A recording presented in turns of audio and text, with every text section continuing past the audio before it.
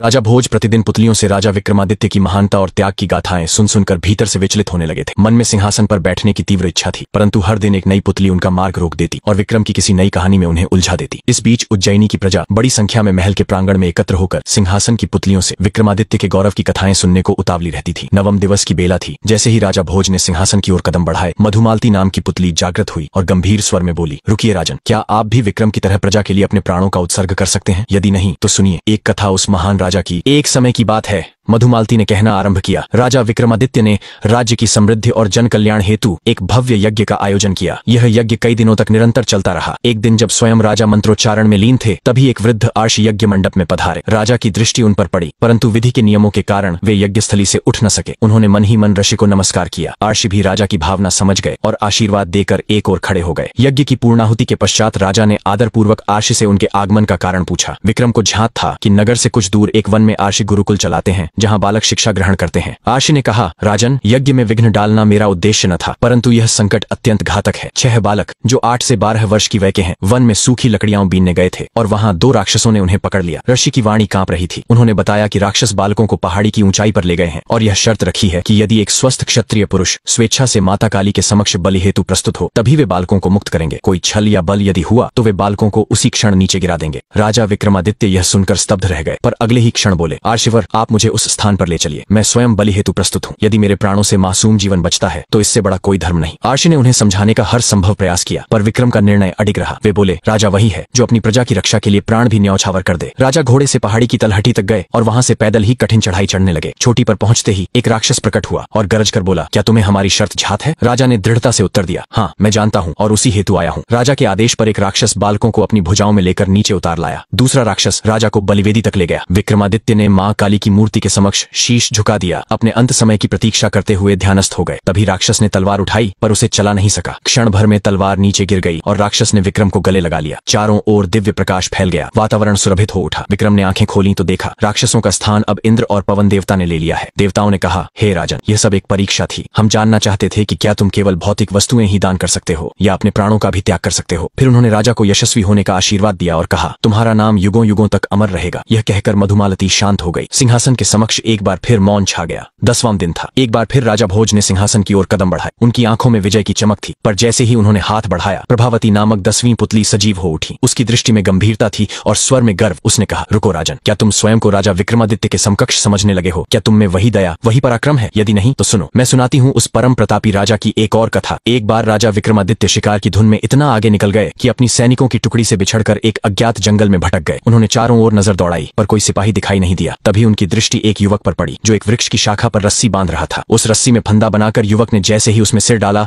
और झूलने ही वाला था, विक्रम तुरंत उसकी ओर दौड़े। उन्होंने युवक को फंदे से उतारा और उसे समझाया कि आत्महत्या न केवल कायरता है बल्कि घोर अपराध भी है। युवक ने राजा के तेजस्वी स्वर और राजसी वेशभूषा को देख समझ लिया कि सामने खड़ा व्यक्ति कोई सामान्य पुरुष नहीं, स्वयं राजा है। भय और लज्जा से उसका सिर झुक गया। विक्रम ने उसके कंधे पर हाथ रखकर पूछा, तुम जैसे बलिष्ठ और युवा व्यक्ति को जीवन से ऐसा मोहभंग कैसे हो सकता है? युवक ने बताया कि उसका नाम वसु है और वह कालिंगा का निवासी है। उसने जो कथा सुनाई वह चौंकाने वाली थी। एक दिन वन में भटकते हुए वसु की दृष्टि एक कन्या पर पड़ी। वह इतनी सुंदर थी कि वसु एक ही क्षण में उसके सौंदर्य पर मोहित हो गया और तुरंत ही उससे प्रणय निवेदन कर डाला। कन्या मुस्कुराई और बोली, मुझसे प्रेम संभव नहीं, क्योंकि मेरे भाग्य में प्रेम करना नहीं लिखा। मैं एक राजकुमारी हूँ और मेरे जन्म के नक्षत्र ऐसे हैं कि यदि मेरे पिता ने मुझे देख लिया तो तत्काल मृत्यु को प्राप्त होंगे। राजा ने उसे बचपन से ही एक तपस्वी की कुटिया में भेज दिया था और वहीं उसका पालन पोषण हुआ। विवाह की भी एक अनोखी शर्त रख दी गई। जो युवक खौलते तेल के कड़ाह में कूदकर जीवित बाहर निकलेगा वही उसका पति बन सकेगा। वसु उस कुटिया तक पहुंचा, परंतु वहां मृत युवकों के अस्थिपिंजर देखकर उसका साहस डगमगा गया। परंतु उस रूपसी की छवि उसके हृदय में बस चुकी थी। उसकी पीड़ा ने उसे जीवन से विमुख कर दिया और आत्महत्या का विचार जन्मा। राजा विक्रमादित्य ने उसे समझाया, यह मोह त्यागो वसु, जीवन को नष्ट करना समाधान नहीं है। पर वसु नहीं माना। तब विक्रम ने उसे वचन दिया, मैं तुम्हें उस राजकुमारी से विवाह कराकर रहूंगा। उन्होंने मां काली को स्मरण किया और उनके दे गए दोनों बेतालों को बुलाया। पलक झपकते ही बेताल प्रकट हुए और राजा तथा वसु को लेकर उस कुटिया तक पहुंचे। राजा ने तपस्वी से निवेदन किया, इस युवक के लिए मैं स्वयं खौलते तेल में कूदूंगा। तपस्वी यह सुनकर चकित रह गया। गया। तभी राजकुमारी वहां आई। वह सौंदर्य में अप्सराओं को भी मात देती थी। राजा के आदेश पर तपस्वी ने खौलते तेल की व्यवस्था करवाई। जब कड़ाही धधकने लगी तब विक्रमादित्य ने मां काली का स्मरण करते हुए बिना विचलित हुए उस कड़ाह में छलांग लगा दी। तेल में गिरते ही उनका शरीर काला पड़ गया और प्राण निकल गए। लेकिन माता काली अपने परम भक्त की यह दशा सह न सकी। उन्होंने बेतालों को आज्ञा दी, अपने स्वामी को जीवन दान दो। बेतालों ने उनके मुख में अमृत की बूंदें टपकाईं और विक्रम फिर से जीवित हो उठे। उन्होंने तपस्वी से वसु के लिए राजकुमारी का हाथ मांगा। समाचार राजकुमारी के पिता को भेजा गया और फिर राजकुमारी एवं वसु का विवाह विधिपूर्वक संपन्न हुआ। इतना कहकर प्रभावती चुप हो गई। राजा भोज के भीतर एक बार फिर मौन उतर आया। विक्रम की इस अद्वितीय बलिदान कथा ने उन्हें भीतर तक झकझोर दिया। वे निःशब्द लौट पड़े अपने कक्ष की ओर। राजा भोज हर दिन तैयार होकर सिंहासन पर बैठने के लिए राजदरबार पहुंचते रहे और हर दिन दिव्य सिंहासन की सुंदर पुतलियां जागृत होकर उन्हें टोकती रहीं। हर पुतली उन्हें राजा विक्रमादित्य के त्याग और शौर्य की अतुलनीय गाथा सुनाकर सिंहासन पर बैठने से रोक देती। अब तक आप 10 पुतलियों द्वारा सुनाई गई कथाएं पढ़ चुके हैं। आइए आज पढ़ते हैं 11वीं पुतली त्रिलोचना की सुनाई कथा। अगले दिन जब राजा भोज दरबार में पहुंचे तो 11वीं पुतली त्रिलोचना जैसे जागृत होने के लिए पहले से ही प्रतीक्षारत थी। त्रिलोचना बोली, हे राजा भोज, आप प्रतिदिन इस सिंहासन पर बैठने के लिए आते हैं और प्रतिदिन राजा विक्रमादित्य की कथा सुनकर लौट जाते हैं, फिर भी आपने अब तक हिम्मत नहीं हारी। राजा भोज का अभिमान अब धीरे धीरे ढल चुका था। वे नम्रता से बोले, हे सुंदरी, कृपया हमें यह बताइए कि आज आप हमें राजा विक्रमादित्य की कौन सी कथा सुनाने जा रही हैं। हमारे साथ साथ नगर की प्रजा भी अपने पूर्वज राजा के त्याग और वीरता की कहानियों से परिचित होना चाहती है। त्रिलोचना मुस्कुराई और कथा आरंभ की। हे राजन, राजा विक्रमादित्य एक महान प्रजापालक थे। उन्हें सदा अपनी प्रजा की सुख समृद्धि की चिंता बनी रहती थी। एक बार उन्होंने एक महायज्ञ करने का संकल्प लिया। इस यज्ञ के लिए असंख्य राजा महाराजाओं, विद्वान ब्राह्मणों, पंडितों और अर्षियों को आमंत्रित किया गया। यहाँ तक कि देवताओं को भी निमंत्रण देना नहीं भूले। पवन देवता को आमंत्रित करने का दायित्व उन्होंने स्वयं लिया, जबकि समुद्र देवता को आमंत्रित करने का कार्य एक योग्य ब्राह्मण को सौंपा। दोनों ही अपने अपने कार्य के लिए प्रस्थान कर गए। जब विक्रम वन में पहुंचे तो उन्होंने पवन देवता का स्थान जानने के लिए ध्यान करना शुरू किया। योग साधना से उन्हें ज्ञात हुआ कि इन दिनों पवन देव सुमेरु पर्वत पर निवास कर रहे हैं। उन्होंने विचार किया कि यदि सुमेरु पर्वत जाकर पवन देव का आह्वान किया जाए तो उनके दर्शन संभव हो सकते हैं। तुरंत उन्होंने मां काली द्वारा प्रदत्त दोनों बेतालों का स्मरण किया। बेताल पलक झपकते ही उपस्थित हुए। विक्रम ने उन्हें अपना उद्देश्य बताया। फिर क्या था, बेतालों ने उन्हें क्षण भर में सुमेरु पर्वत की चोटी पर पहुंचा दिया। वहां हवा इतनी तेज चल रही थी कि जमीन पर पैर जमाना कठिन था। बड़े बड़े वृक्ष और विशाल चट्टानें अपनी जगह से उखड़कर उड़ती जा रही थीं, परंतु विक्रम की दृढ़ता जरा भी नहीं डिगी। वे योग साधना में सिद्धहस्त थे, अतः उन्होंने एक स्थान पर स्थिर होकर ध्यान लगाना शुरू कर दिया। विक्रम खाने पीने, सोने और विश्राम की चिंता किए बिना केवल साधना में लीन हो गए। अंततः पवन देव ने उनकी तपस्या से प्रसन्न होकर उनकी सुध ली। हवा का बहाव अचानक रुक गया। मंद मंद बहती हुई वायु शरीर को शीतलता प्रदान करने लगी। तभी आकाशवाणी हुई, हे राजा विक्रमादित्य, तुम्हारी साधना से हम प्रसन्न हुए। कहो, तुम्हारी क्या इच्छा है। विक्रम अगले ही क्षण सामान्य अवस्था में आ गए और हाथ जोड़कर बोले कि वे अपने द्वारा किए जा रहे महायज्ञ में पवन देव की उपस्थिति चाहते हैं। पवन देव के पधारने से उनके यज्ञ की शोभा और भी बढ़ेगी। यह बात विक्रम ने इतने भावुक होकर कही कि पवन देव मुस्कुरा उठे। उन्होंने उत्तर दिया कि सशरीर यज्ञ में उनकी उपस्थिति असंभव है। यदि वे सशरीर वहां गए तो विक्रम के राज्य में भयंकर आंधी तूफान आ जाएगा। लहलहाते खेत, पेड़ पौधे, महल और झोपड़ियां सब कुछ नष्ट हो जाएगा। रही उपस्थिति की बात, तो संसार के हर कोने में उनका वास है, इसलिए वे अप्रत्यक्ष रूप से उस महायज्ञ में उपस्थित रहेंगे। विक्रम उनका अभिप्राय समझकर चुप हो गए।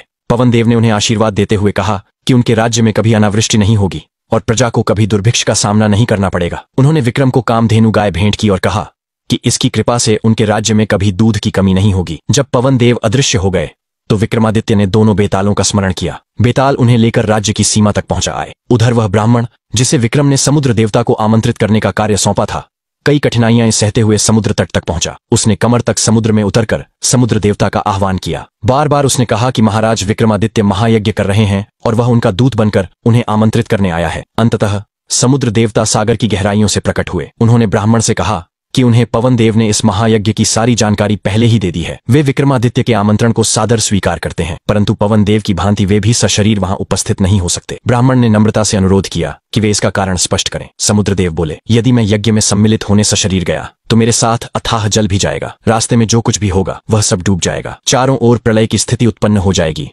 और सब कुछ नष्ट हो जाएगा। जब ब्राह्मण ने जानना चाहा कि उसके लिए क्या आदेश है तो समुद्र देवता बोले, हम राजा विक्रमादित्य को सकुशल महायज्ञ संपन्न कराने के लिए अपनी शुभकामनाएं देते हैं। यद्यपि हम सशरीर उपस्थित नहीं हो सकते, परंतु अप्रत्यक्ष रूप से हम उस यज्ञ में उपस्थित रहेंगे। जल की प्रत्येक बूंद में हमारा वास है और यज्ञ में जो जल प्रयोग होगा उसमें भी हमारी उपस्थिति बनी रहेगी। यह कहकर उन्होंने ब्राह्मण को 5 रत्न और 1 घोड़ा प्रदान करते हुए कहा, मेरी ओर से राजा विक्रमादित्य को यह उपहार दे देना। ब्राह्मण उपहार लेकर लौटने लगा। रास्ते में जब वह पैदल चल रहा था तो उस घोड़े ने मनुष्य की भाषा में उससे कहा, इतने लंबे सफर के लिए तुम मेरी पीठ पर क्यों नहीं सवार हो जाते। ब्राह्मण ने संकोचवश मना किया। तब घोड़े ने समझाया, तुम राजा के दूत हो और यह उपहार भी उन्हीं के कहने पर तुम्हें सौंपा गया है। इसलिए उसका उपयोग करना अनुचित नहीं है। जब ब्राह्मण राजी होकर घोड़े पर सवार हुआ तो वह घोड़ा पवन वेग से दौड़ता हुआ उसे विक्रम के दरबार तक ले आया। सवारी के दौरान ब्राह्मण के मन में एक इच्छा उठी, काश यह घोड़ा मेरा होता। जब वह दरबार पहुंचा और विक्रम को समुद्र देवता के साथ हुई सारी बातचीत विस्तार पूर्वक बताई, तब राजा ने बिना कुछ पूछे ही घोषणा की, ये 5 रत्न और यह घोड़ा ब्राह्मण को ही मिलने चाहिए, क्योंकि रास्ते की सभी कठिनाइयां उसने मेरे लिए सहन की। समुद्र देवता तक मेरा निमंत्रण पहुंचाने के लिए उसने कठिन साधना की। राजा के इन वचनों को सुनकर ब्राह्मण आनंद से भर उठा। उसे रत्न और घोड़ा प्राप्त हुए और उसका मन कृतज्ञता से भर गया। इतना कहकर त्रिलोचना बोली, राजन, विक्रमादित्य जैसा प्रजापालक और दयालु राजा न कभी हुआ है और न होगा। यदि इस सिंहासन पर बैठने की इच्छा रखते हैं तो पहले उनके गुणों को आत्मसात करना होगा। यह कहकर त्रिलोचना फिर से मूर्ति में परिवर्तित होकर अपने स्थान पर स्थित